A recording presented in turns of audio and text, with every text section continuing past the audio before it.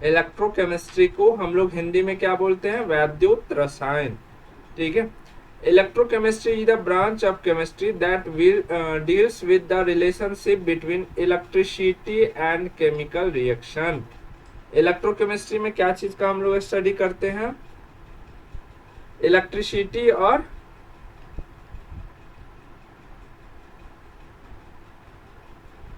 Chemical reaction के बीच का रिश्ता नाता, है ना? क्लियर है? हिंदी में अगर बोलना चाहे तो इलेक्ट्रोकेमिस्ट्री वह शाखा है जो रासायनिक अभिक्रिया और विद्युत धारा के बीच का संबंध का अध्ययन कराती है। क्लियर? चलो नेक्स्ट देखते हैं, इसमें हमें क्या क्या पढ़ने होते हैं। तो रिडॉक्स रिएक्शन भी पढ़ने होते हैं। वैसे रिडॉक्स रिएक्शन का एक अलग से चैप्टर है, लेकिन थोड़ा मोड़ा झलक यहाँ पर भी आप देख सकते हैं। रिडॉक्स रिएक्शन का प्रोसेस है ऑक्सीडेशन। ऑक्सीडेशन क्या होता है? Loss of electron. But oxidation केवल लॉस ऑफ इलेक्ट्रॉन से ही नहीं जज की जाती है। मैंने 3 पॉइंट बताए थे ऑक्सीडेशन को लेकर के, बताया गया था 3 पॉइंट आप लोगों को। क्या क्या चीजें याद रखनी है? याद है किसी को पहले वाली क्लास में जो बताया था मैंने? अरे बताओ, क्या क्या बताओ।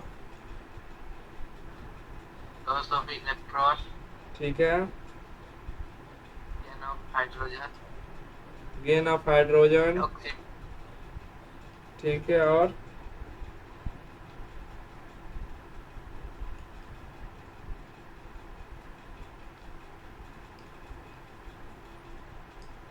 भूल गए? चलो, मेटालिक प्रॉपर्टीज को एक्सेप्ट करेगा ऑक्सीडेशन के फलस्वरूप। देखना और बताना, उस चैप्टर को फिर से देखना और फिर से सोचना कि क्या हम लोग कितना पढ़ रहे हैं, कितना छोड़ रहे हैं, है ना? तो रिडॉक्स रिएक्शन में ऑक्सीडेशन की प्रोसेस देखते हैं जिसमें ऑक्सीजन इलेक्ट्रॉन की लॉस होती है, हानि होती है। वैसा प्रोसेस जिसमें इलेक्ट्रॉन की लॉस हो उसे हम लोग कहेंगे ऑक्सीडेशन।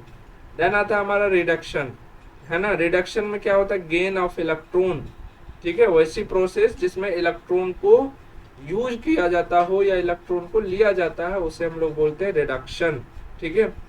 तो रिडक्शन रिएक्शन क्या होता है? Reaction in which both oxidation and reduction occurs simultaneously, है ना? कुछ कुछ वर्ड ऐसे होते हैं ना जिसको बोलने में कभी कोई ना हो जाती, और खास तौर पर मुझे कुछ वर्डों से है, जैसे कि कंजर्वेशन, है ना? वहां पर कभी कभी बोलने में ना प्रोनाउंसिएशन में मेरा उल्टा पुल्टा हो जाता। एक वो है, 3-4 ऐसे वर्ड है ना जहां पर मेरा उल्टा पुल्टा हो जाता ना। चलो देखते हैं, खैर कोई ना, समझ रहे हो ना तुम लोग, बस काफी है। रिडॉक्स अभिक्रिया वह अभिक्रिया है जिसमें ऑक्सीकरण और अपचयन एक साथ होते हैं, है ना? रिडॉक्स रिएक्शन में हम लोग क्या देखेंगे कि एक साथ ऑक्सीडेशन और रिडक्शन दोनों प्रोसेस होती है, उसे ही हम लोग क्या कहेंगे? जल्दी से बताओ। Redox reaction. ठीक है, चलो आगे बढ़ते हैं। नेक्स्ट हमारा इलेक्ट्रोकेमिकल सेल। इलेक्ट्रोकेमिकल सेल के अंदर ही हम लोग गैल्वेनिक सेल या वोल्टिक सेल पढ़ते हैं। ठीक है, गैल्वेनिक सेल या वोल्टिक सेल उसे ही कहा जाता है। तो देखते हैं व्हाट इज गैल्वेनिक सेल, है ना?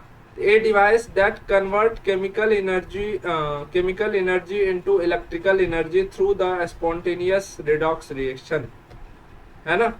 तो गैल्वेनिक सेल या फिर वोल्टिक सेल एक ऐसा डिवाइस है जो कि क्या करता है? केमिकल एनर्जी को किस चीज में कन्वर्ट करता है?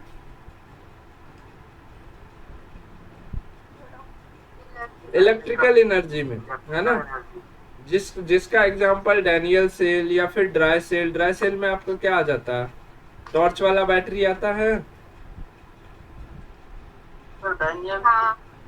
उसके बाद आ गया तुम्हारा ये छोटा वाला रिमोट में जो बैटरी लगाते हो, ये आता है। जिसमें पानी ना हो, ड्राई सेल बोले तो जिसमें पानी ना यूज हो रहा हो, जैसे कि तुम्हारे मोबाइल का जो बैटरी है वो। ठीक है, समझ में आ रहा है कि नहीं आ रहा है? Yes sir. हाँ आ रहा है। अब बचा डैनियल सेल। ठीक है, तो कोई बताएगा डैनियल सेल क्या होता है?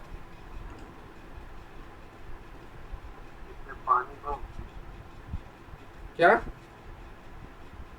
इसमें पानी हो सर, जैसे सर इन्वर्टर। इन्वर्टर वगैरह वाला। और दिमाग में लाओ।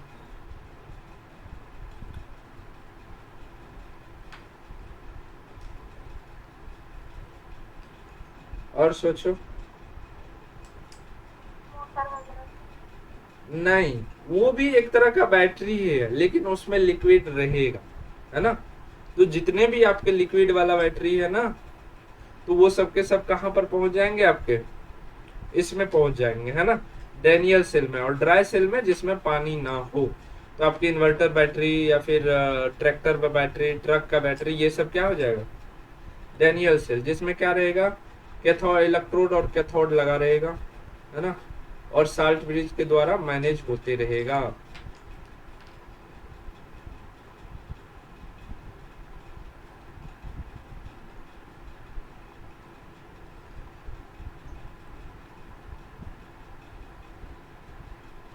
ठीक है, दो पोल बना रहेगा, इसको बोलते हैं साल्ट ब्रिज, है ना।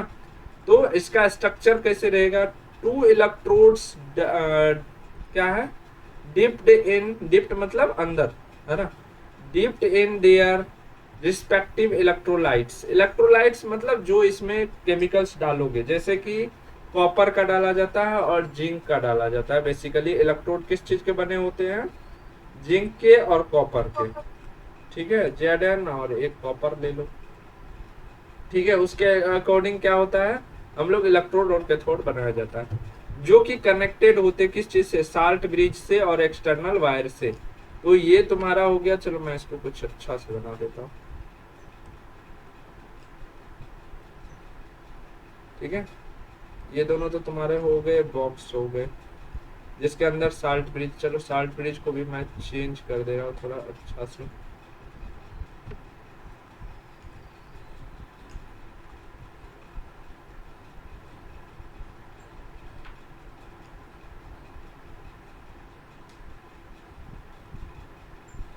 वो बताएगा साल्ट ब्रिज का काम क्या होता है?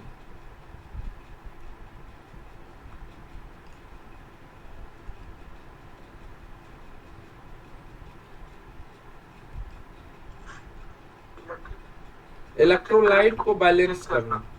ठीक है, इलेक्ट्रोलाइट को बैलेंस करके रखना। क्लियर है? अरे हाँ या ना? इसमें ये जो प्लेट है ये है आपका कॉपर का, Cu का, और एक प्लेट ले लेते हैं हम Zn यानी कि जिंक का। अब इसमें लिक्विड डालते हैं। लिक्विड डालेंगे, किस कलर से डाल दे? Liquid liquid liquid black colour का डालते हैं। ठीक है, मान लो इसमें हमने लिक्विड भर दिया इस पूरा ड्राम में, और वो लिक्विड किस चीज का होगा? कौन सा लिंक? जेड का लिंक, जिंक का हमने लिया है ये प्लेट, तो ZnSO4 डाल देते हैं। और इधर हमने कॉपर लिया है तो CuSO4 डाल देते हैं। ठीक है, एक हो गया जिंक सल्फाइड, और दूसरा क्या हो गया? Copper sulphide.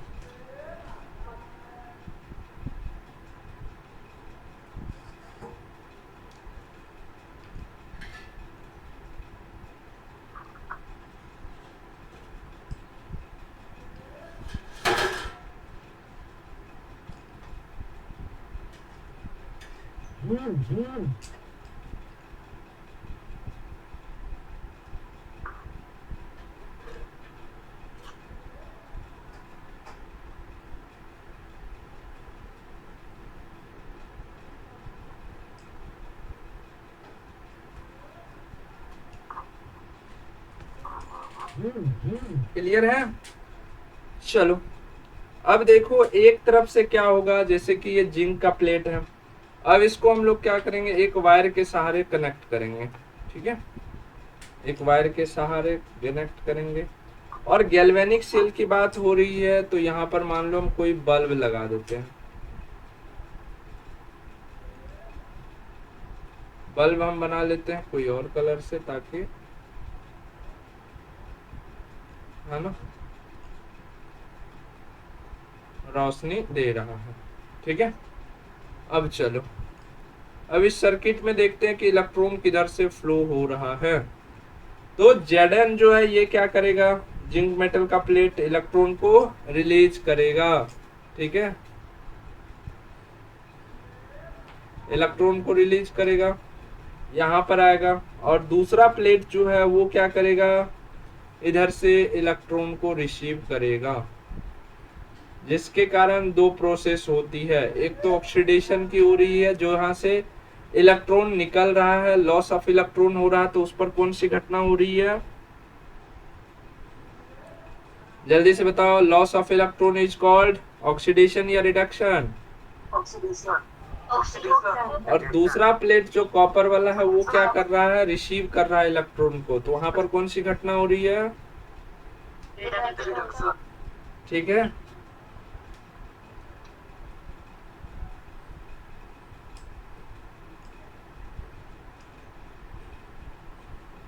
चलो आगे बढ़े, तो ये चीज समझ में आया। अब एक चीज और समझो, साल्ट ब्रिज, ये रहा आपका साल्ट ब्रिज, इसको हिंदी में बोलते हैं लवण सेतु, लिख लो हिंदी वाले बच्चे, लवण सेतु, है ना। तो यहाँ पर हम लोग क्या देख रहे हैं, साल्ट ब्रिज का काम क्या हो रहा है, साल्ट ब्रिज का काम कर रहा है कि यहाँ से मान लो इलेक्ट्रॉन बार बार निकल रहा है, इस पर इलेक्ट्रॉन का डिपोजिशन हो रहा है, तो एक समय ऐसा आएगा कि इसमें जो है पूरी तरह से जो इलेक्ट्रॉन्स के कैटायंस है या बोले तो इलेक्ट्रोलाइट्स है उसमें कमी आ जाएगी। तो इसीलिए हम लोग साल्ट ब्रिज लगा देते हैं कि यहाँ से इलेक्ट्रोलाइट्स जो है, जो डाला गया ZnSO4 या फिर CuSO4, इसमें बैलेंस बना रहे, क्या हो, इसमें बैलेंस बना रहे। ठीक है, अरे हाँ या ना,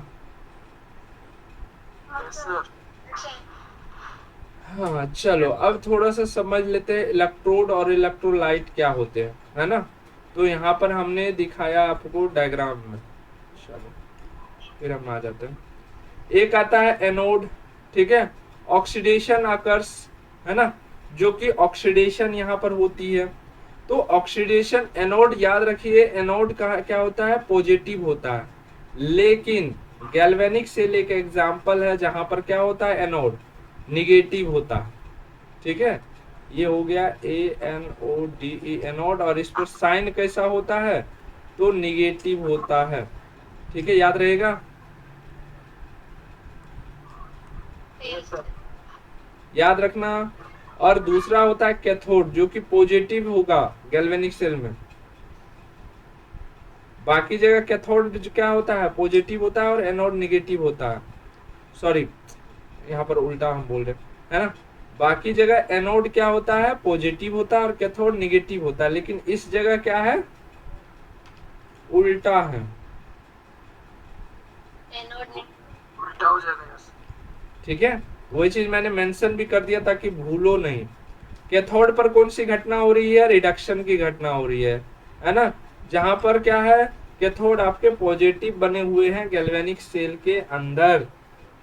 क्लियर। अब आ जाते हैं इलेक्ट्रोलाइट पर। इलेक्ट्रोलाइट जो लिक्विड इसमें डाल के रखे हैं, है ना। तो इलेक्ट्रोलाइट क्या होता है, a solution that conduct electricity due to the presence of ions, है ना, आयंस के प्रेजेंस में। अब ये बताओ, कोई भी बल्ब जलाने के लिए 2 वायर की जरूरत होती है ना, 2 वायर की जरूरत होती है, लेकिन यहाँ पर ये बल्ब एक ही वायर में जल रहा है, कैसे, तो दूसरा जो कंडक्टिविटी है, तो साल्ट ब्रिज के थ्रू, लवण जो है आपके लवण सेतु, वो इलेक्ट्रोलाइट का यहाँ पर कंडक्टिविटी यानी कि कनेक्शन बना करके रखा हुआ है, इसी कारण से बल्ब जल रहा है। अब समझ में आया, अरे हाँ या ना,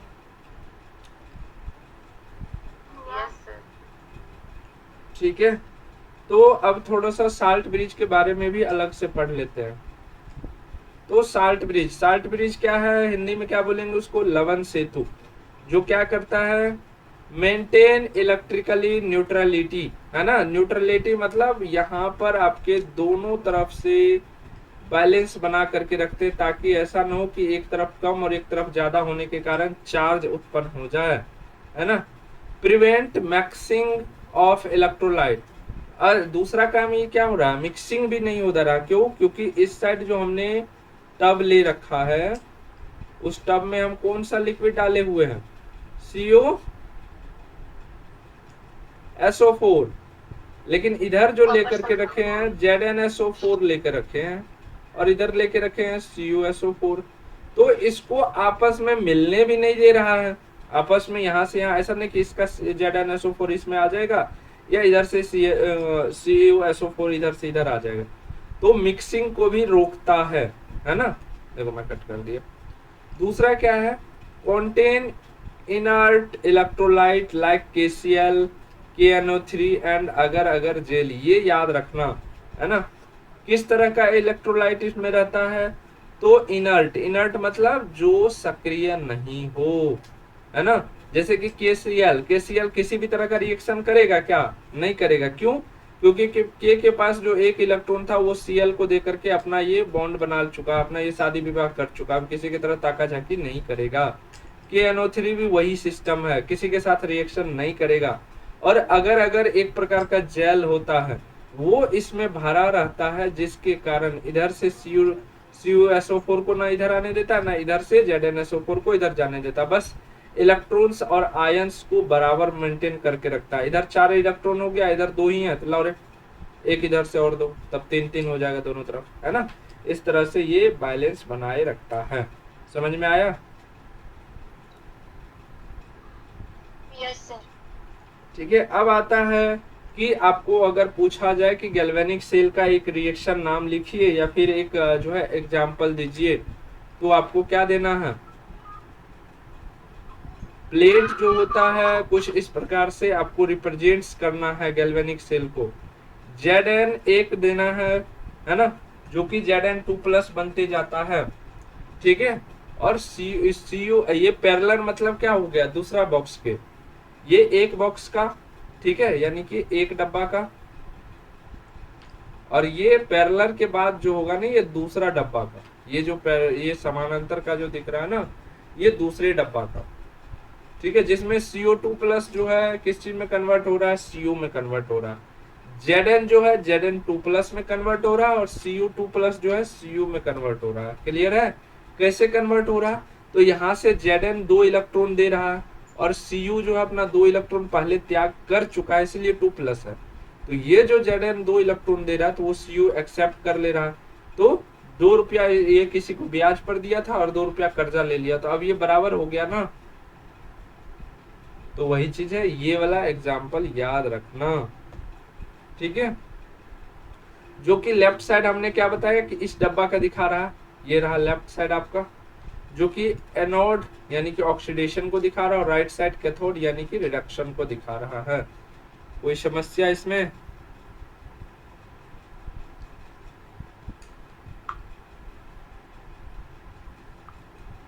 बताओ, समझने में कोई दिक्कत? अरे हाँ या ना? चलो आगे बढ़ते हैं। अलग देखते हैं इलेक्ट्रोड्स पोटेंशियल, यानी कि इलेक्ट्रोड का विभव, है ना। इलेक्ट्रोड हमने 2 डाले थे ना, इलेक्ट्रॉन वो प्लेट्स हमने 2 डाले थे ना, तो एनोड और कैथोड को मिला करके इलेक्ट्रोड बोला जाता है। क्लियर है? चलो, तो potential developed at the electrode solution interface, solution में जाकर के हम लोग इलेक्ट्रॉन पोटेंशियल चेक करेंगे, है ना। नेक्स्ट है स्टैंडर्ड इलेक्ट्रोड पोटेंशियल, जिसको हम लोग E0 से जो है क्या करते हैं, साइन करते हैं, डिनोट करते हैं। मेजर्ड अंडर स्टैंडर्ड कंडीशंस, जिसमें 1 m और 1 atm जो कि 25 डिग्री सेल्सियस तक होना चाहिए, है ना। इलेक्ट्रोड का पोटेंशियल हमें क्या देखने को मिलेगा, अगर स्टैंडर्ड मानक पर हम लोग देख रहे हैं, मतलब सही, एक होता है ना परफेक्ट, तो उसी को हम लोग स्टैंडर्ड बोलते हैं, है ना। तो परफेक्ट वाला कितना होना चाहिए, 1 मोलर होना चाहिए। M4 मोलरिटी, मोलरिलिटी, नॉर्मेलिटी, क्या? Molarity. कैपिटल M से किसको दिखाया जाता है? Molarity को. मोलरिटी वो हो गया। प्रेशर कितना होना चाहिए, 1 atm, है ना। प्रेशर कितना होना चाहिए, 1 atm चाहिए। और टेम्परेचर कितना चाहिए, तो 25 डिग्री सेल्सियस चाहिए, है ना। इलेक्ट्रोड और पोटेंशियल अगर हम चेक करेंगे स्टैंडर्ड पर, यानी कि एक बोलिए तो उच्च स्तरीय या फिर बोले तो परफेक्ट जब पैमाना पर हम माप करेंगे इलेक्ट्रोड पोटेंशियल, तो हमें क्या देखने को मिलेगा, मोलरिटी 1, और उसके बाद प्रेशर 1 atm और टेम्परेचर 25 डिग्री सेल्सियस। क्लियर है?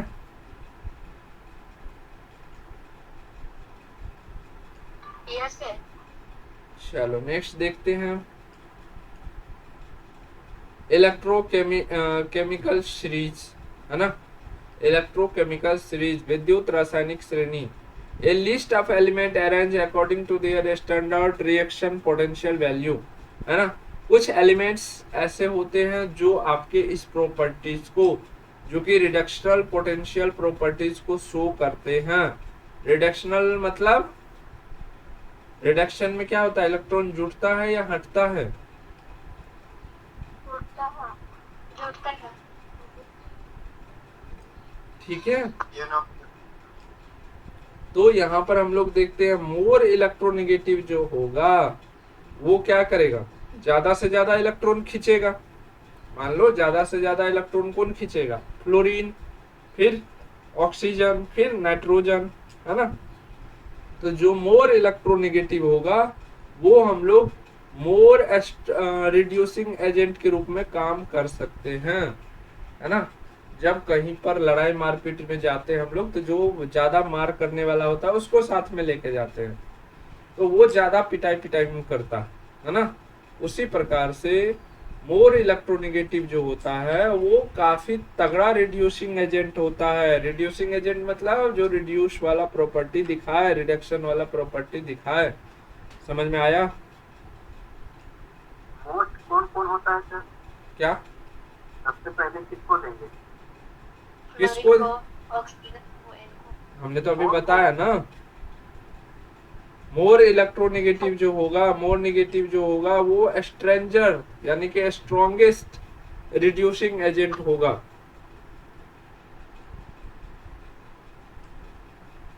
ठीक है, आगे बढ़े। Yes sir.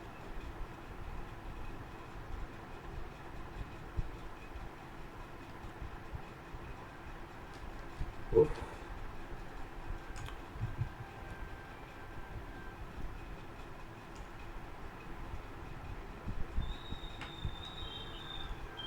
क्लास लेते लेते ना, बोलते बोलते ना मुंह दर्द करने लगता है। यहाँ पर देखो रिडक्शन किधर गया, रिडक्शन में क्या हो रहा है, गेन ऑफ इलेक्ट्रॉन हो रहा है। इलेक्ट्रॉन। ठीक है, तो एक एक याद रखना, इसमें जो हम लोग रिड्यूसिंग एजेंट के रूप में पढ़ते हैं वो उसका सीरीज कैसे लिखोगे बताओ।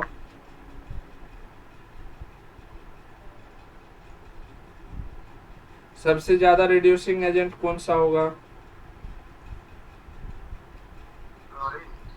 चलो एग्जांपल देते हैं। Potassium, aluminium, Mg, Br।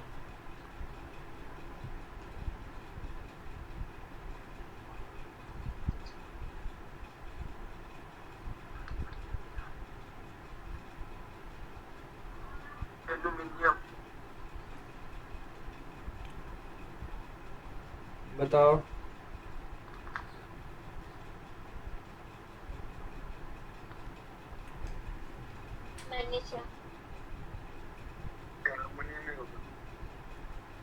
यहाँ पर कुछ चीजें मिस्टेक हो गई है ना।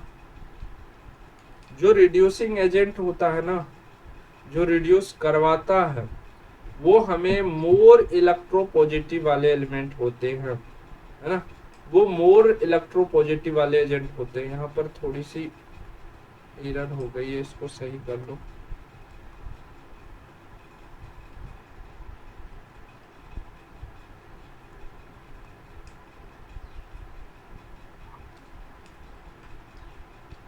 तभी से मेरे दिमाग में क्लिक हो रहा है, कुछ तो उल्टा पुल्टा कर रहे हैं। उल्टा हो गया, नीचे वाला ऊपर आना चाहिए था, ऊपर वाला नीचे, है ना।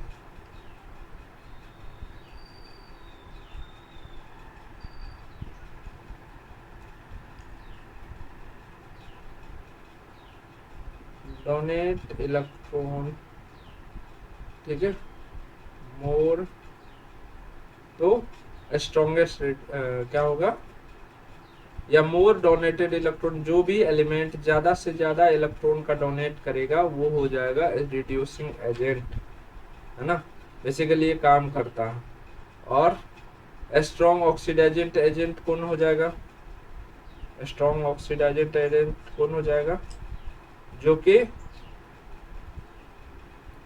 गेन करेगा ना इलेक्ट्रॉन को।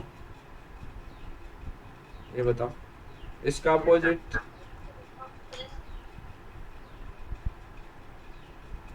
अब बताओ, अब इस हिसाब से बताओ। इसमें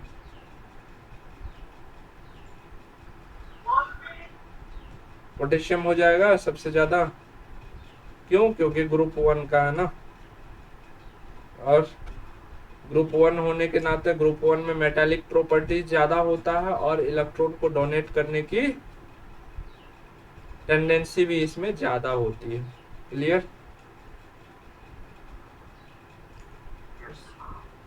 समझ में आया।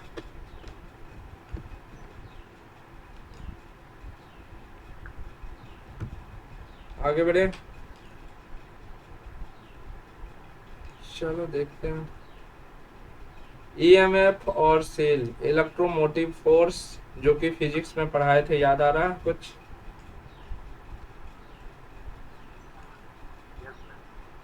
ठीक है, और दूसरा है सेल। सेल भी हमने वहां पर बताया था क्या होता है। कुछ नहीं होता है, बस एक कैलकुलेशन याद रखना है। इलेक्ट्रोमोटिव फोर्स पूछा जाएगा तो ई सेल इक्वल टू क्या होता है,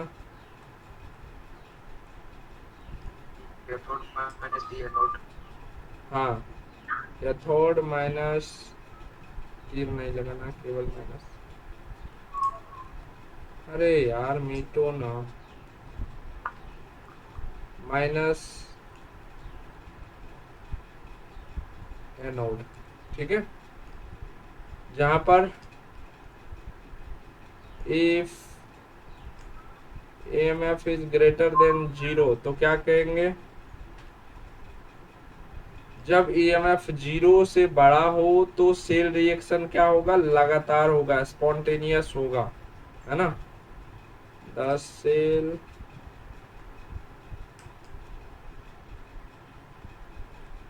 रिएक्शन इज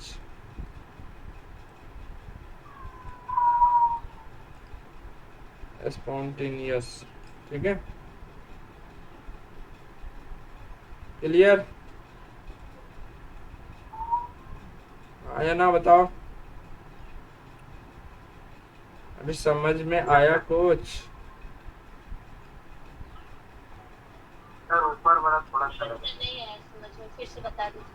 अरे ई नेट निकालोगे, जैसे ई सेल है ना, अगर ईएमएफ मतलब किसी सेल का पावर, सीधा समझो। ईएमएफ क्या हो गया, किसी सेल का पावर कितना है ना। तो जिसे हम लोग इलेक्ट्रोमोटिव फोर्स करते हैं, ईएमएफ का नाम होता है इलेक्ट्रोमोटिव फोर्स। तो कोई बैटरी में पावर रहेगा, मान लो छोटा खिलौना देखते होंगे जिसमें बैटरी लगाते थे तो चलते रहता था, है ना। तो जितना उस बैटरी में पावर रहता था, वो पहले नया नया बैटरी लगाने से क्या होता था, बहुत फास्ट चलता था। और जैसे जैसे बैटरी डाउन होता था तो वो धीरे धीरे कार स्लो स्लो चलती थी, यानी तो घोंघिया घोंघिया के बंद हो जाता था। ऐसे देखे थे बचपन में। तो वो किस कारण से हो रहा, तो उस बैटरी के अंदर जो ईएमएफ है, यानी कि इलेक्ट्रोमोटिव फोर्स है, उसके कारण हो रहा है। तो किसी भी बैटरी का इलेक्ट्रोमोटिव फोर्स हम लोग कैसे निकालेंगे? तो उसमें ई नॉट जो कैथोड का पावर होगा उसमें से एनोड का पावर माइनस कर देंगे, जितना चार्ज कैथोड का होगा उसमें से अगर एनोड का माइनस कर देंगे तो हमारा ईएमएफ निकल के आ जाएगा कि कितना बचा हुआ है। अब समझ में आया? अगर मान लो जीरो नहीं है, जीरो से बड़ा है, तो इसका मतलब है कि सेल रिएक्शन अभी चल रहा है। मान लो जीरो हो जाएगा तो बैठ जाएगा ना बैटरी। जब बैटरी पूरी तरफ से बैठ जाएगा तो उस काम नहीं करेगा, है ना? तब तो थोड़ा भी नहीं खिसकेगा कुछ हो। जैसे मान लो मोबाइल का बैटरी पूरा डाउन हो जाता है तो मोबाइल ऑफ हो जाता है ना। लेकिन जब 2% 4% रहता है तो काम कर सकते हो ना कुछ लॉक खोल के कॉल तो कर सकते हो ना। तो दैट मीन्स कि अगर जीरो से बड़ा है ईएमएफ का 2 3 कुछ भी नंबर आ रहा है तो उसका मतलब क्या है कि उसके अंदर अभी रिएक्शन हो रहा है। उसी रिएक्शन के कारण ना केमिकल एनर्जी से इलेक्ट्रिकल एनर्जी में बदल रहा है। अब समझ में आया? Yes sir. Yes sir. ठीक है, तो चलो यहाँ पर अभी रखते हैं और ये बाकी सब जो है हम लोग इवनिंग में देखते हैं। टाइम मिलेगा तो इवनिंग में भी आधा घंटा पढ़ा देंगे यूट्यूब क्लास के बाद। ठीक है।